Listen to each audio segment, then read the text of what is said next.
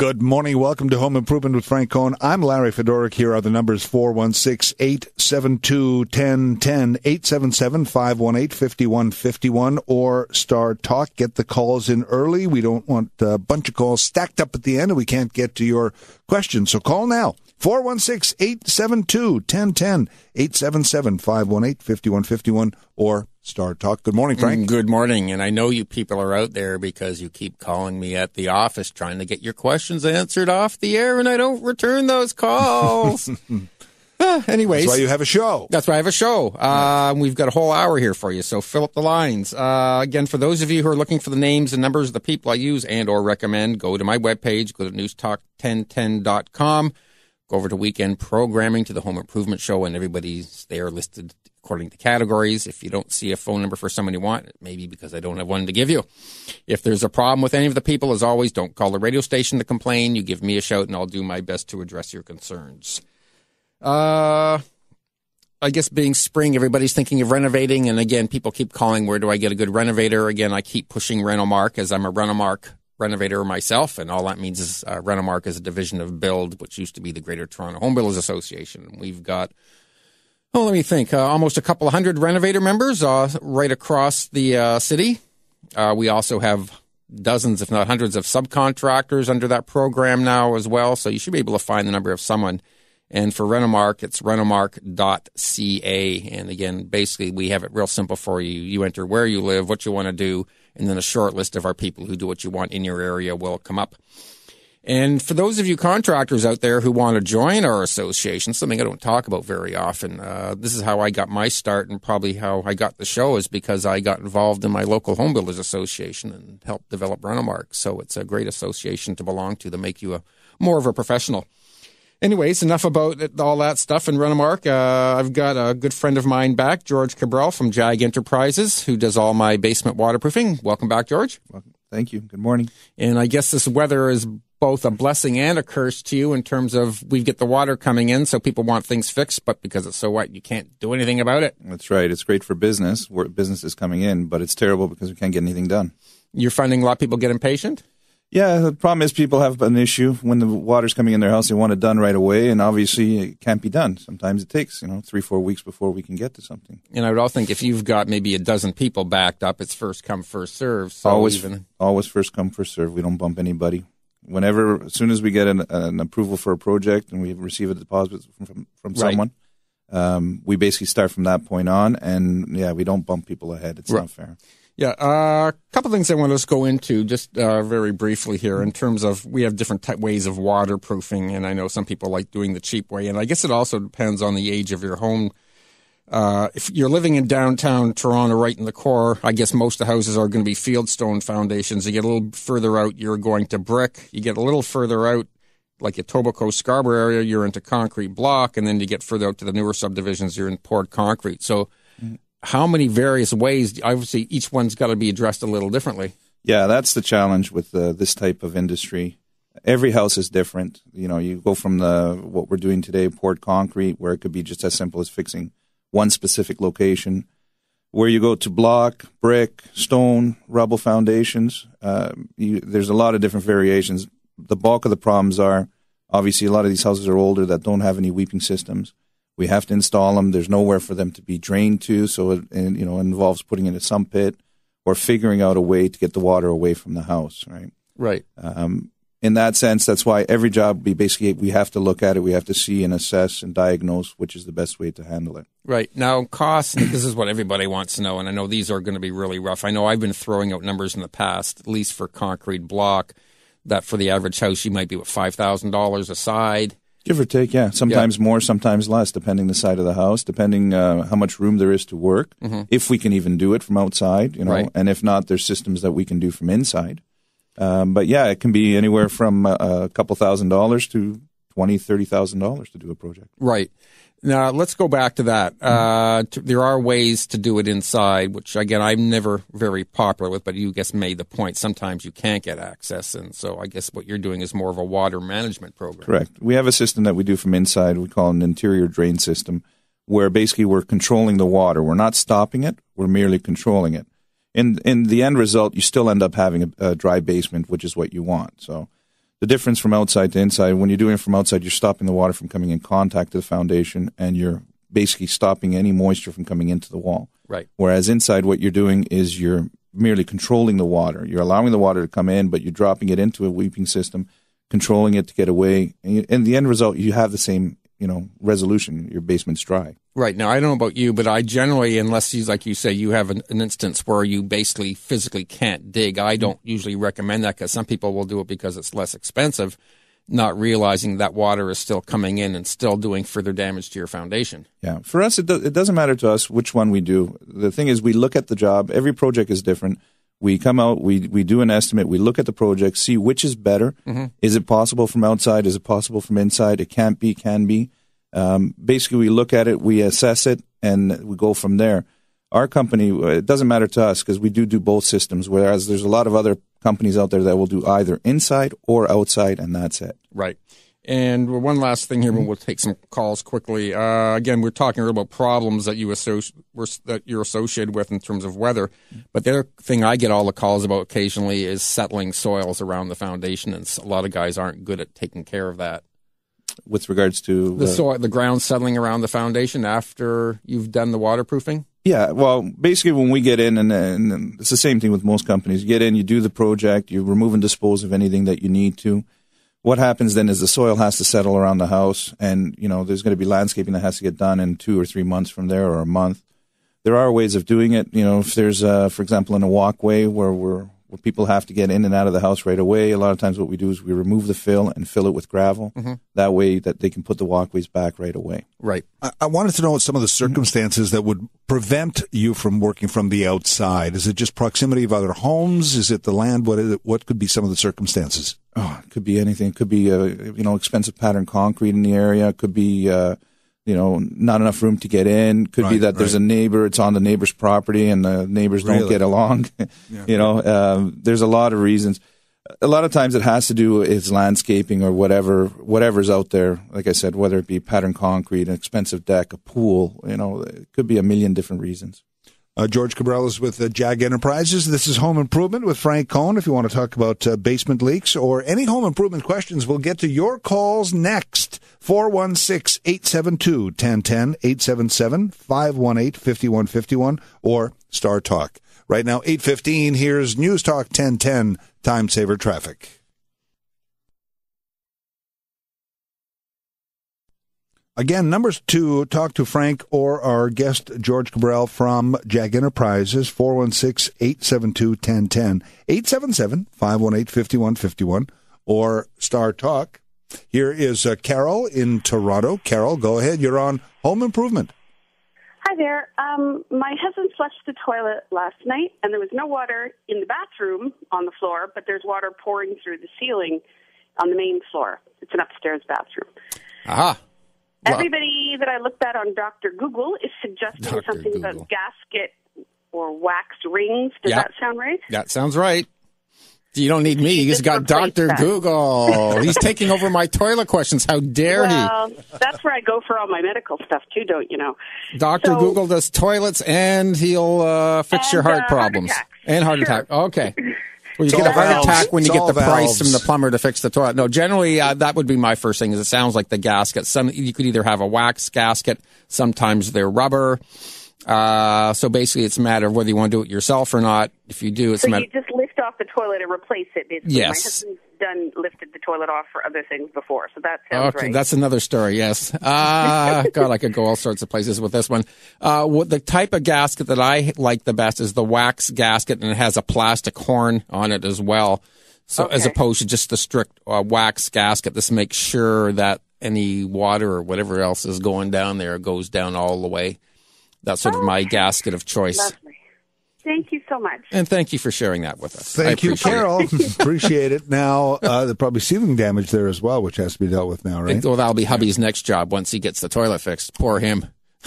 Here's Ruby in Markham. Ruby, go ahead. Good morning. Good morning. I'd like to know if insulation can be installed between the aluminum siding and the exterior wall to appreciably increase the warmth. Yes, it can. Means first you obviously have to take the siding off.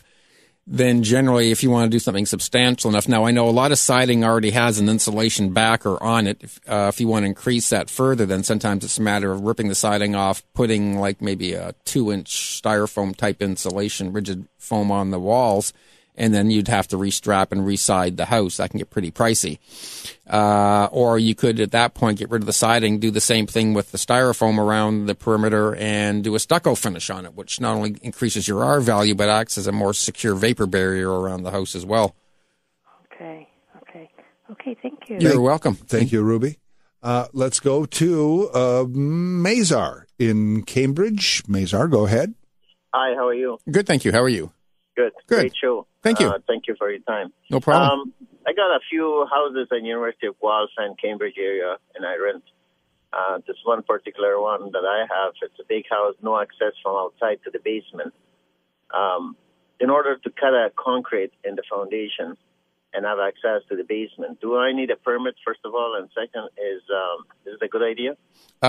Yes and yes. You definitely need a permit, and it's a very, very good idea. And actually, George, do you do that sort of work at all, or No. You don't? We've done it before, but no. Right now, we're just focusing more on the waterproofing.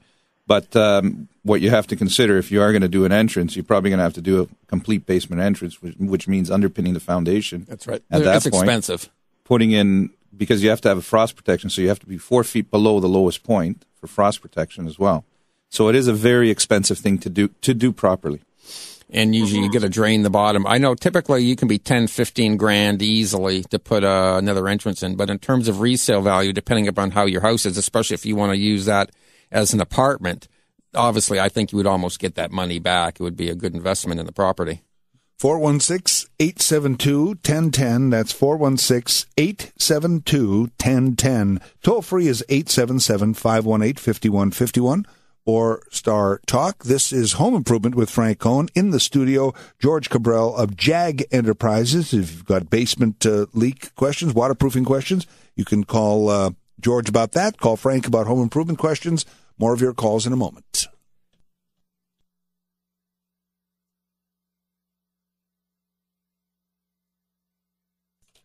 Welcome back to the program. It is Home Improvement with Frank Cohn, 416-872-1010, 877-518-5151. Star Talk.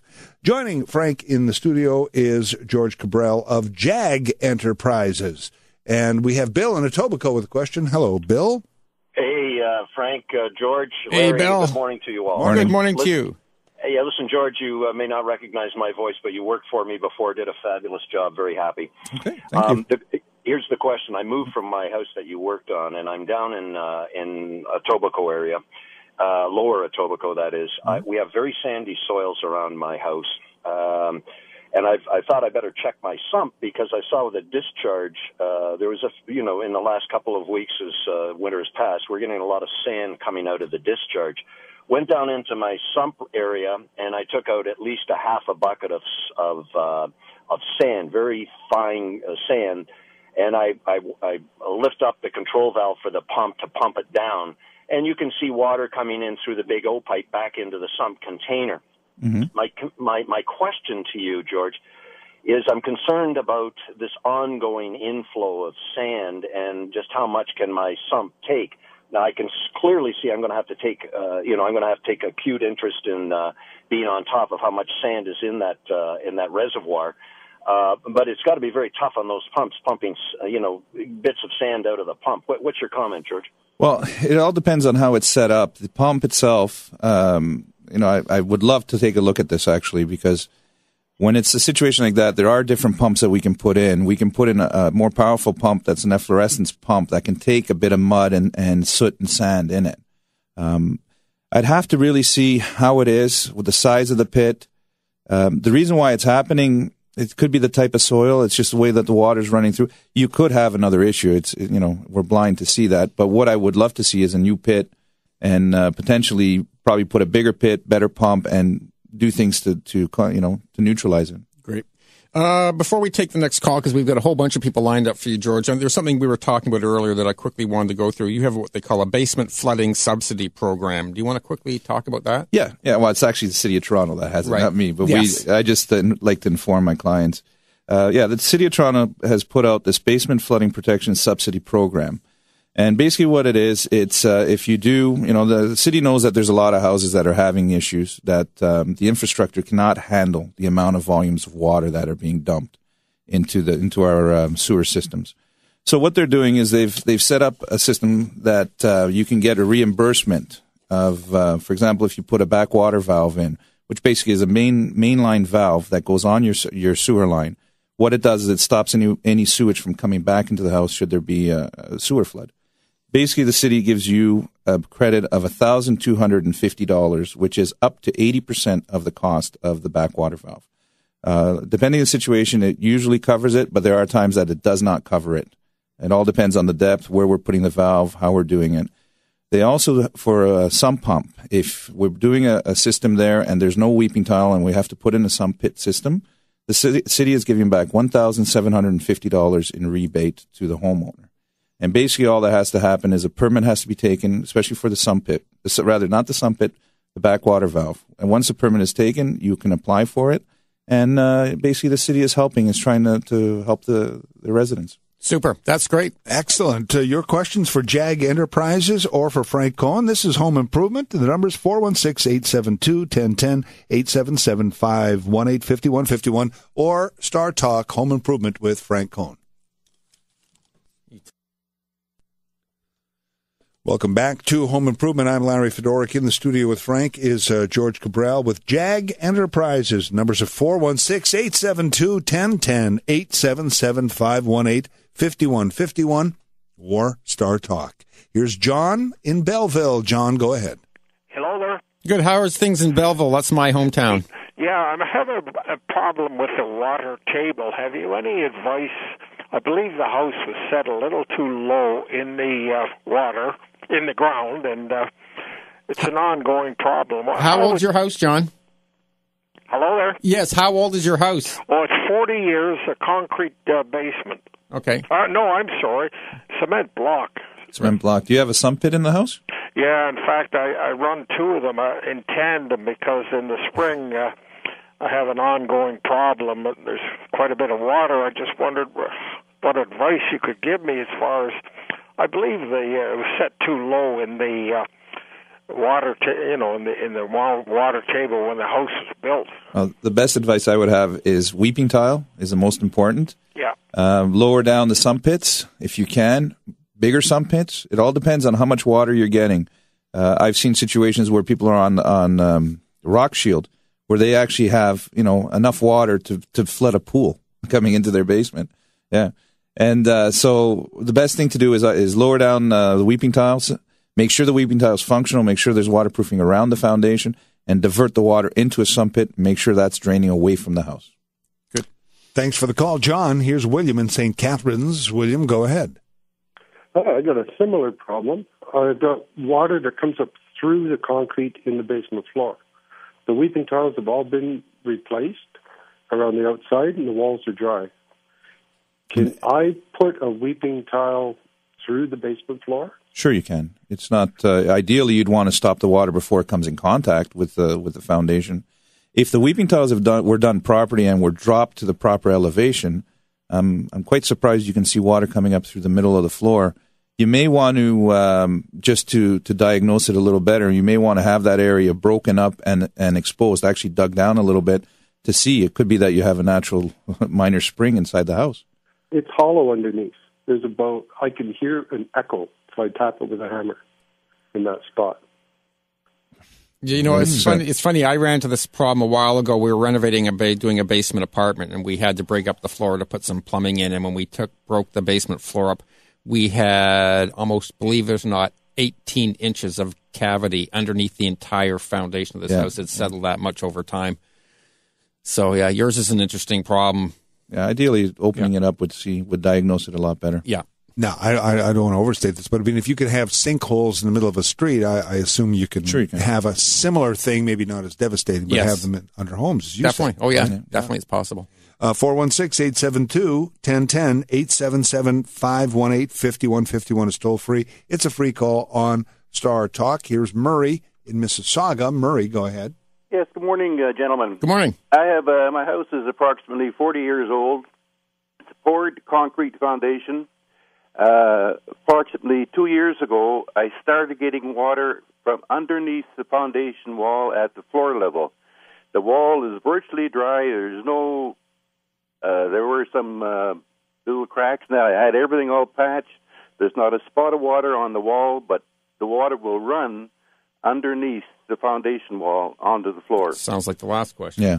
It's a weeping tile issue that you're running into. And it's just one spot, and it only occurs when there's like a heavy downpour of rain. Probably what's happening is there's probably a spot outside where the weeping tile has been compromised, whether it's been collapsed or a lot of times what happens is the soot and sand gets into the weeping tile, obstructs it, does not allow it to drain. When you start seeing that water coming in at the bottom of the wall, it's basically that the weeper's not draining it away and allowing it to come back into the house. Is there a life expectancy on weeping tiles? It's interesting. There's houses that we dig up that are 20 years old and the weeping tiles are clogged. And there's other ones that are 80 years old and they're fine. It has a lot to do with everything else that's done around it. Have they put proper gravel around it? The type of soil is a big thing as well. Is it a sooty type of soil where everything the sediment will fall into the pipe? So here's Mel in Carlisle. Mel, go ahead. You're on Home Improvement. Yes, good morning, gentlemen. Good morning. I live in a house, we had it built 37 years ago, and it's a block basement with a cement floor. I have water, and just this year, for the first time, I have water leaking in a 3-foot span in about 4 different areas that's coming right through the seam and through the basement floor, right near the seam. What could be the problem? Weeping tile. We got 3 questions almost identical here, and all basically you're going to get the same answer. Doesn't matter how many times you call, you want to hear something different. But it's obviously if the weeping tile is not draining the water away. What I would suggest is you may have to dig it, but before you do that, make sure that you go outside and take a look. Make sure that the ground is all sloping away from the property, that there's no downpipe dumping a whole bunch of water there. Try to drain it away. Frank, I had a situation this winter where my eave troughs froze up in that area, and we had a real heavy rainstorm during the winter, and the water just came pouring over in this area. Now, it's on the south side of the house, and what I did is I corrected that problem, and there's no more water. And since then, any rain that has fallen or anything like that is coming from the east, and that area is completely dry. There's no water coming down that should leak into the weeping tile. Well, again, water's funny. It will travel around your house until it finds a way in. And if you want to get an idea, you take a bathtub full of water and you take a big bucket and you push that bucket down to the bottom of the bathtub, and you know what the force is that's around that bucket. It's rather extreme. Well, that's almost what your house is like. It's basically like sitting in a container of water. That's what you almost have to envision it. And obviously, the hydrostatic pressure is just enormous sometimes. So obviously, the water may not be right where the water is coming through in terms of the source, but it's going to work its way around. Now, for a lot of people who have this problem, sometimes what you can do, and I recommend, is even upsizing the size of your eaves troughs. I usually like to go to 5 or maybe even up to 6 inch to make sure that it's properly getting as much of the water away from the foundation of the house. And as George said earlier, look at the landscaping, look at the way things are sloping. If you've got concrete or asphalt up against the house and it's separated, there's special types of caulking and adhesives that you can fill that crack in so the water isn't going in there. So you have to look at anything you can do just to get the water away from the house. Thanks for the call. All the best, Mel. Here is Marco in Brampton. Marco, go ahead. Hi there, guys. Hello. Long-time listener, first-time caller. How are you? Good. Thank you for calling in.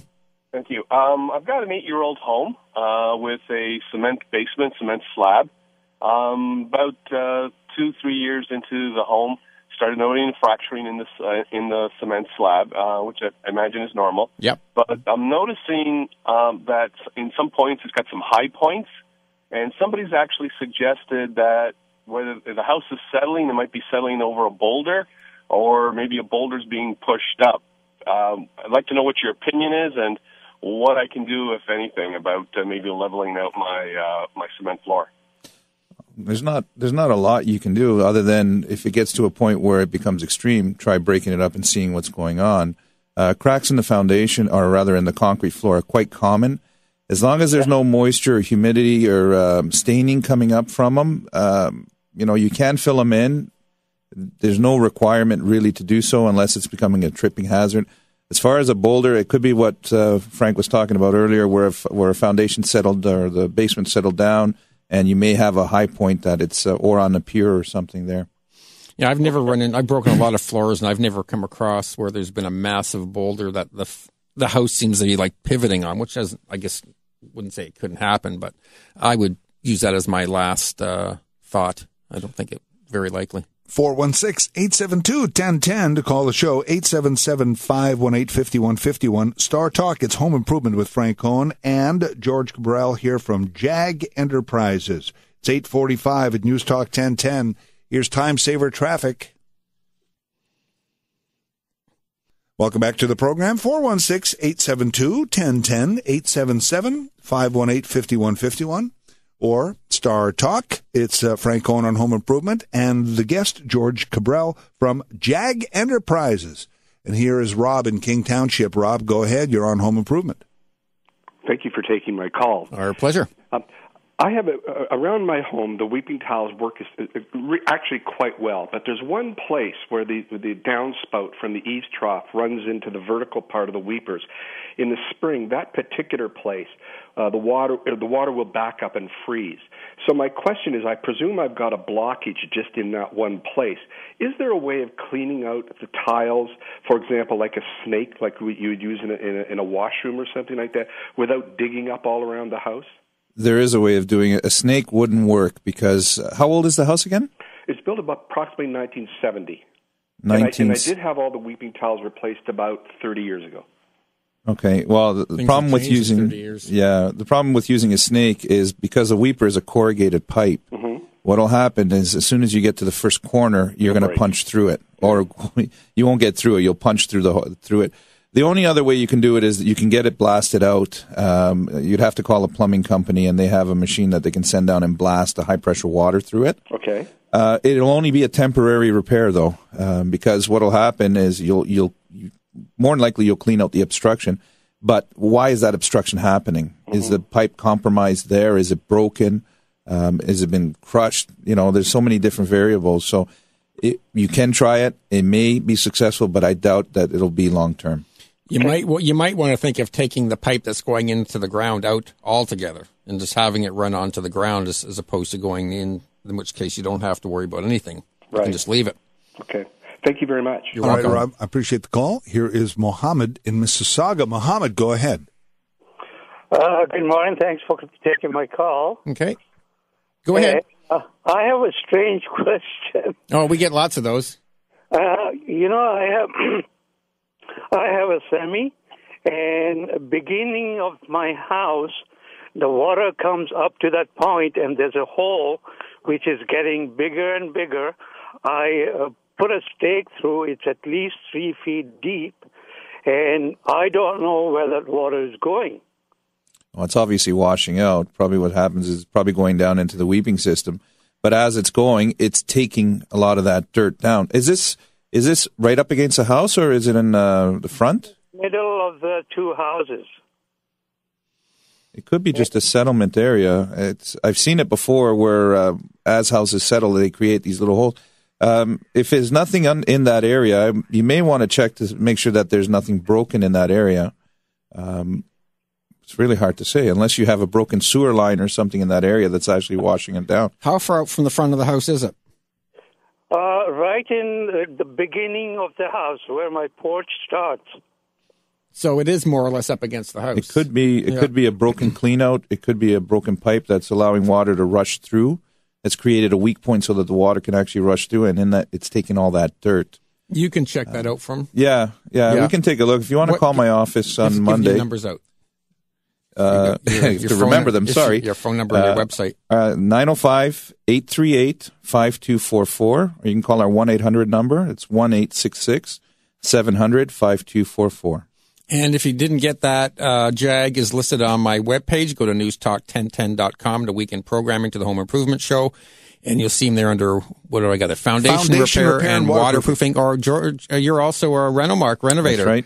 Yeah. George is part of our Renomark program. So if you go to Renomark under the subcontractor section, you can get his name and number from there as well. And that's Renomark, RENOMARK.ca. Now, it's newstalk1010.com also. And if you're on Frank's page right now, it's kind of alphabetical. So just go down to Foundation. We've just got a little bit of time, but let's get our final call in. Akram of Pickering. Akram, go ahead. Hello, gentlemen. How are you doing today? Good, thank you. My question is that for the longest time, I'm noticing that I've got my basement leaking, and I have had a contractor come in, and there is a washroom in my basement that was repaired completely. He had taken out the tiles and completely revamped the entire washroom and promised me that there was not going to be any leak thereafter, and only to realize year after their leak again. And I'm not sure who to turn to, and I can't really find a reasonable person who could guide me to say, okay, this is the problem. All right, before George answers this, why wouldn't you go back to the guy who did it to start with? Well, first of all, because I've been calling him, and he's just been dodging me, so to speak. All right, so you've got. I hate to say this, but sometimes you've gotten what you've paid for. George, we've got only seconds left here. You want to quickly? Yeah, you can give us a call on Monday if you want. We can come and take a look at it. We'll come out, give you our opinion of what we think you should do regarding the waterproofing end of it. And listen, George has to answer to me if he doesn't take care of any of you guys, so he's going to return your calls, right, George? He's looking for a reasonable person for guidance, and exactly. I think we have one in the studio right now, George from JAGG. George, thank you very much. And again, you wanted to do something really, really quick. Yeah, just like to say, wish a congratulations to my parents. They are next week celebrating 50 years of marriage. Yay! Yeah, wow. So it's Good a huge thing for our family. So Great. So. And give George a call. Keep him busy. And I'll see everybody next week. And remember, let's keep our city clean. Don't throw your